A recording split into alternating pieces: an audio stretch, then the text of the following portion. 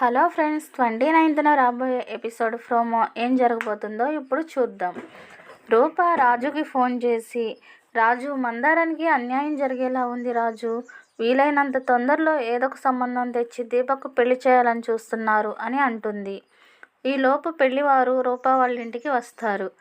రాజు రూప వాళ్ళ ఇంటికి గురకా వేసుకుని వచ్చి రూపతో, ఈ అత్తరుతో దీపక్ని పడగొడతాను అని అంటాడు.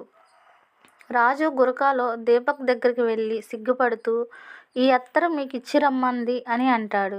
దీపక్ పెళ్లి కూతురు ఇచ్చి రమ్మంది అనుకుని తీసుకుని స్మెల్ చేస్తాడు.